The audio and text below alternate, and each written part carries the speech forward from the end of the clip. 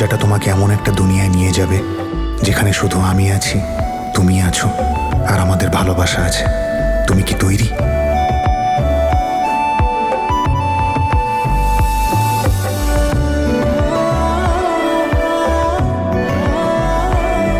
এই এক এমন রূপকথার দেশ যেখানে দুটি শরীর এবং এক আত্মা জুড়ে রয়েছে। এটি এমন এক দেশ যেখানে বারংবার মন আসতে চাইছে এবং তোমায়, শুধু তোমায় পেতে চাইছে।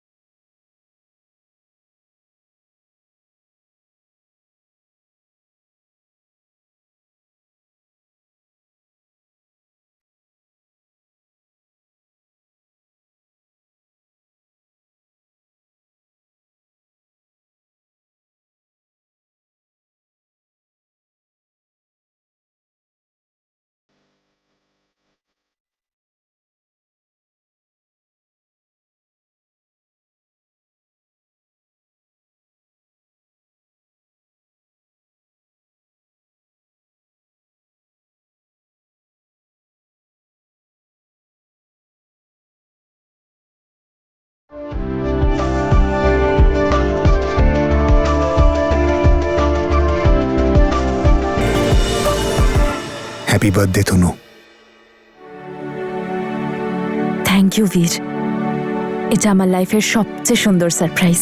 ও থ্যাংক ইউ ওপরওয়ালা, ওর আমার সারপ্রাইজ পছন্দ হয়েছে, কষ্ট সার্থক হয়েছে আমার। তবে আমার বার্থডে কাল। বলছি ম্যাডাম, ইউর রং, 12টা বেজে গেছে, আপনার জন্মদিন আজকে। ও, আপনি তাহলে পুরো প্ল্যান করে রেখেছিলেন, কিন্তু এটা ভাবলেন না বাড়ির সবাই জেগে গেলে কি হবে? এসব তো কাল সকালেও করা যেত। না তনু, কাল করতে পারতাম না। কাল তো তুমি চলে যাবে, তাই না? তুমি আঙ্কেলকে প্রমিস যে করেছিলে,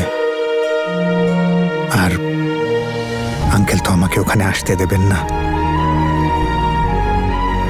আমার তনুর থেকে দূরে থাকো। তনু, আমি বুঝতে পারছি না যে আমি এমন কি করলে পরে সবকিছু আগের মতো হয়ে যাবে, সবকিছু ঠিক হয়ে যাবে। ওনার মনে আমার জন্য যে ঘেন্নাটা আছে সেটা শেষ হবে। কতদিন আমরা এইভাবে লুকিয়ে লুকিয়ে দেখা করব? এখন এই মুহূর্তে আমরা একসাথে আছি বীর, আর যেটুকু সময় একসাথে আছি তখন না থাকবে কোনো প্রশ্ন, না থাকবে কোনো কষ্ট, শুধু আমরা থাকবো, তুমি আর আমি, ব্যাস। আর আমি তোমায় কথা দিচ্ছি তনু, আমাদের জীবনে এরকম স্পেশাল মুহূর্ত দিয়ে আমি ভরিয়ে দেব। খুব তাড়াতাড়ি আমরা একসাথে থাকবো, খুব তাড়াতাড়ি।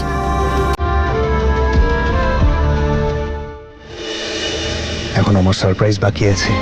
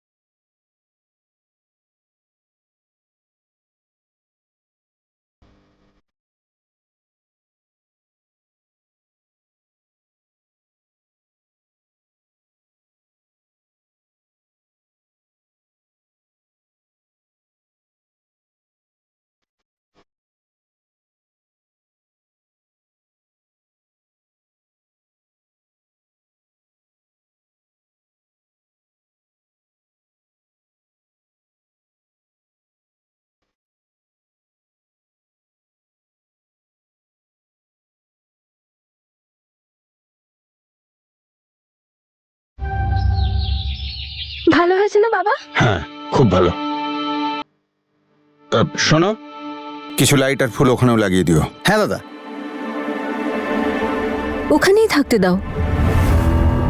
দেখো, এটা মাত্র একটা দিনের ব্যাপার। জিদ করো না গো, এক্ষুনি জেসমিন হসপিটাল থেকে আসবে। মানছিও এখন শান্ত।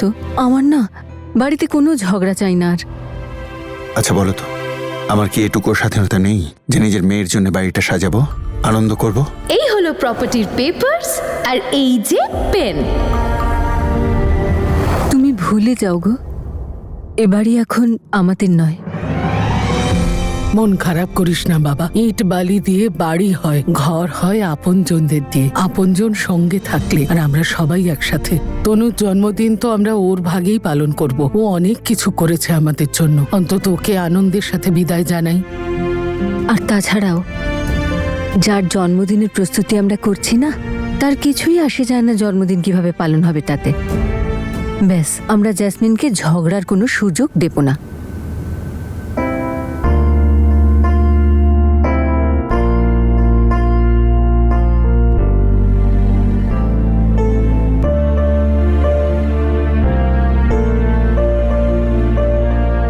তনু এলো না? ও পেপার ওয়ার্ক করিয়ে আসবে। আচ্ছা। এই নাও ঠাম্মা, কিসব করবে বলছিলে?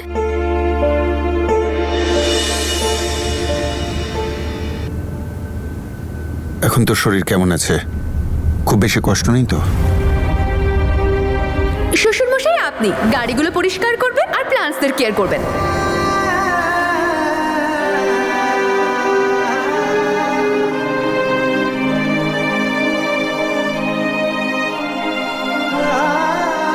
এই নাও মা, প্রসাদ খেয়ে নাও। শাশুড়ি মা, আপনি না তরি তরকারি কাটাকাটিতে সাহায্য করবেন। মা, আমরা খুব ভয় পেয়েছিলাম। উপরওয়ালাকে ধন্যবাদ, তুমি সুস্থ হয়ে বাড়ি ফিরেছো। প্রিয় ঠাম্মি, আজ থেকে আপনি এই বাড়ির সব জামা কাপড় কাচবেন, ওকে? উপরওয়ালার সাথে সাথে বৌদিরও কৃতিত্ব আছে। আর এই যেটা হলো সেটা তো পুরোটাই ওর জন্য। ভালোই হয়েছিল তোমরা ওর সাথে যাওনি। মাহি, এনিওয়ে, ওর যদি কোনো কিছু দরকার হয় ও অমৃতকে বলবে। আজ আমাদের পুরো ফোকাস তনু বৌদির উপর থাকা উচিত। আফটার অল বৌদির বার্থডে আজ, কিন্তু আমার একটুও ভালো লাগছে না বৌদি আর চলে যাবে বলে। চলো না মা, বৌদির জন্য কিছু একটু স্পেশাল করি। এসো।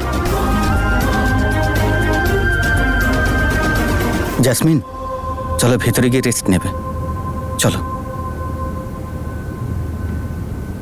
বাবা, তুই তনুকে আর কিছুদিন আটকাতে পারিস না?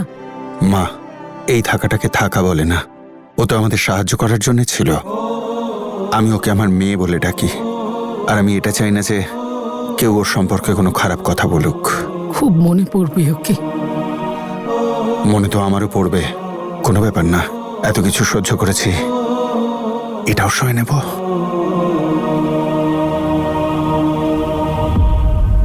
জেসমিন, তোমার ওষুধগুলো রয়ে গেছে, আমি নিয়ে আসছি।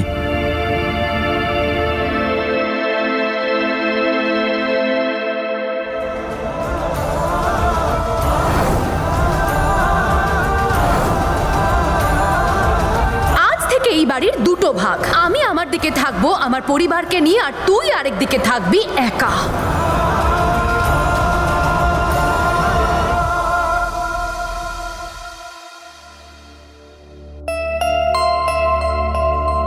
আসুন স্যার, বলুন স্যার, কি দেখাবো, গোল্ড নাকি ডায়মন্ড?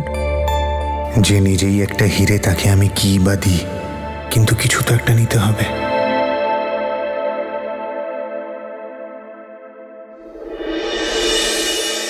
দাদা, এটা এটা দেখান না।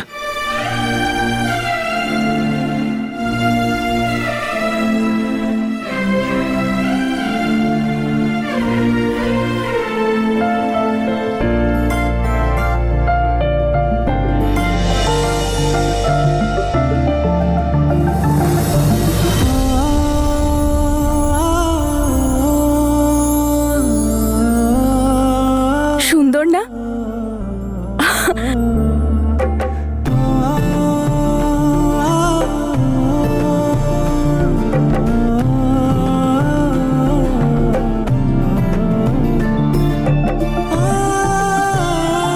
ভালো লাগছে না? ভালো করে বলো বীর, কেমন লাগছে?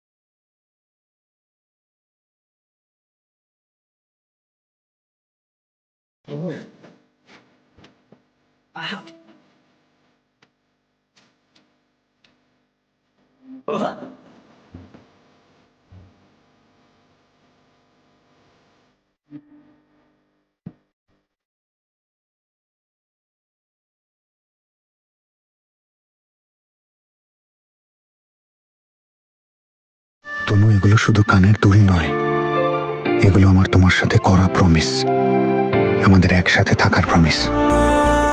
খুব তাড়াতাড়ি।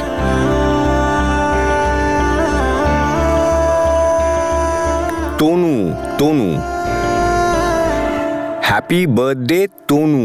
স্পেলিং মিস্টেক করবেন না কিন্তু। TANU, red velvet. স্যার, এটা কি আমি প্যাক করে দেব?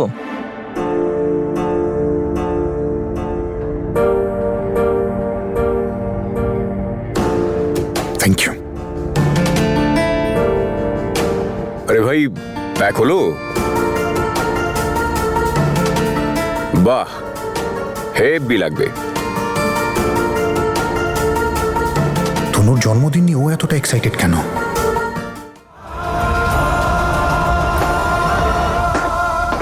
এই না, হলুদ দেওয়া দুধ মা পাঠিয়েছে।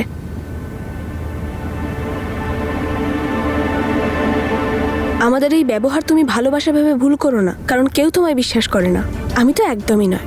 আজ তোমার আমাদেরকে প্রয়োজন, তাই এত ভালো ব্যবহার করছো। সবাই ভাবছে তুমি বদলে গেছো, কিন্তু আমি জানি তোমার মতো মানুষ কখনো বদলায় না।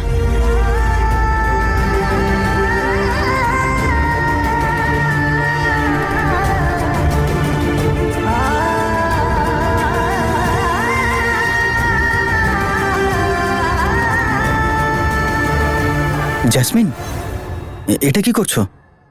আমি করে দিচ্ছি, দাঁড়াও।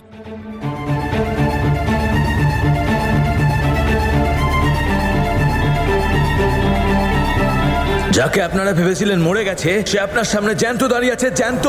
আমায় দাঁড়ার ব্যাপারে জ্যাসমিনের সাথে কথা বলতেই হবে। অমৃত, তুমি একটু হসপিটালে ফোন করে ইন্স্যুরেন্স ডকুমেন্টসের ব্যাপারে একটু জেনে নাও। জ্যাসমিনকে রুমে আমি নিয়ে যাচ্ছি। ঠিক আছে।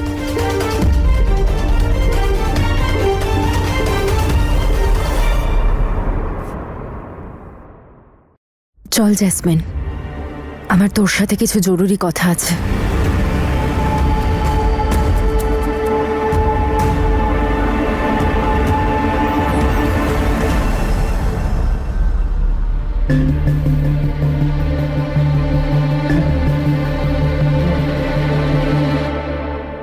হ্যাপি বার্থডে তনু।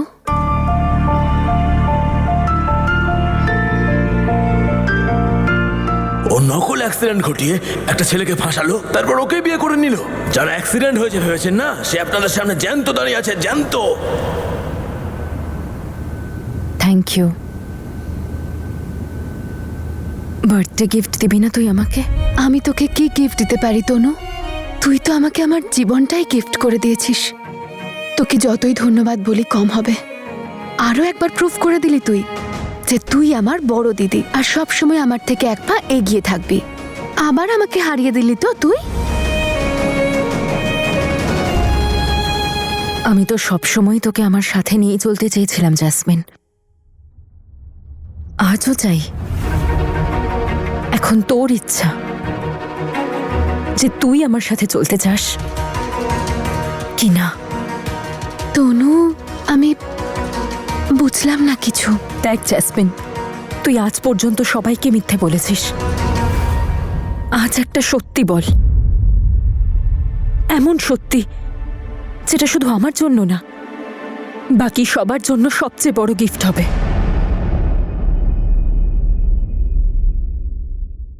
দারা বেঁচে আছে না?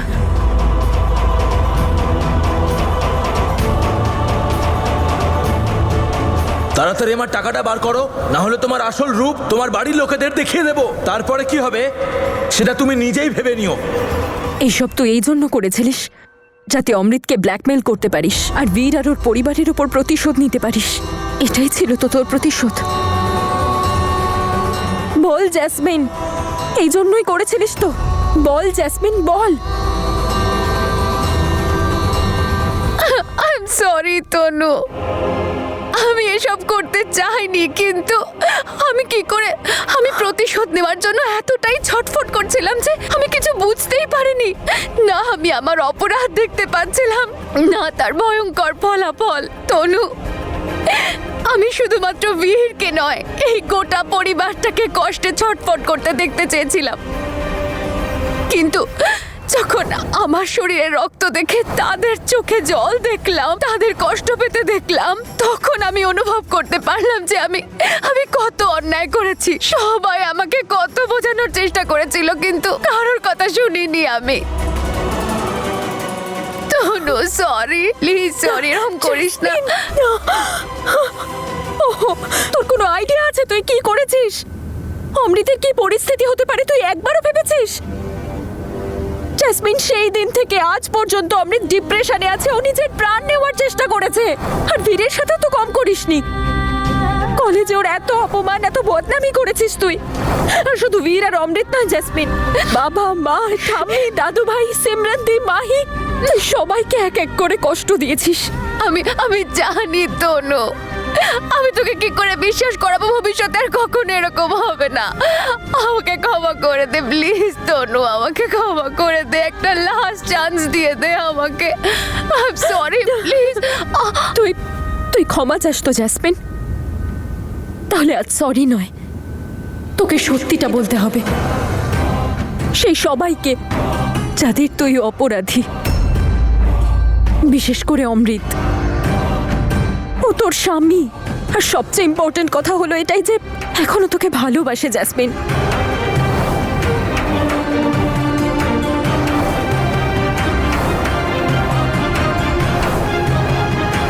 ও আমার ওয়াইফ। আর ভালোবাসার সম্পর্ক শুধু সত্যের উপর হয়।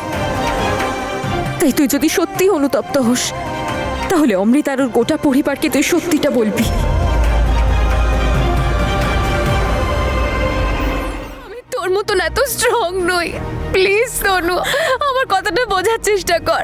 ওরা সবাই তো আমাকে ঘৃণা করে, আর যদি এই কথাটা জানতে পারে তাহলে তোরা কোনোদিন আমার মুখটাও দেখবে না রে। তনু এটা বলিস না, আমি ভবিষ্যতে এরকম কখনো আর করব না। আমি ভালো করে থাকতে চাই এই পরিবারের সাথে, সবাইকে নিয়ে।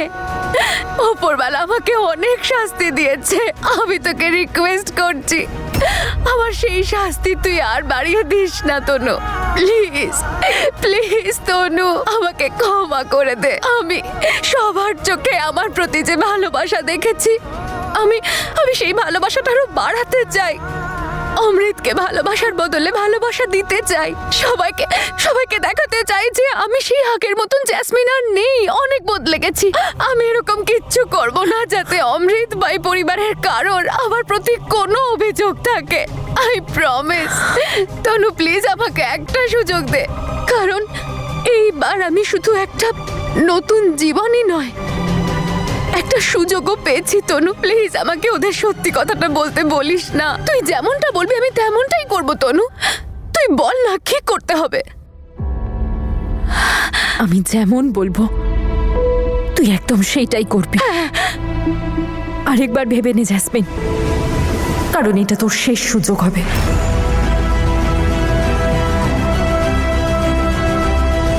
তনু কিন্তু তুই কি করাবি আমাকে দিয়ে? ভয় পাচ্ছিস না তাহলে? আচ্ছা ঠিক আছে, তুই আমাকে যা বলবি আমি তাই করব, কিন্তু তার বদলে তোকেও আমার একটা কথা শুনতেই হবে।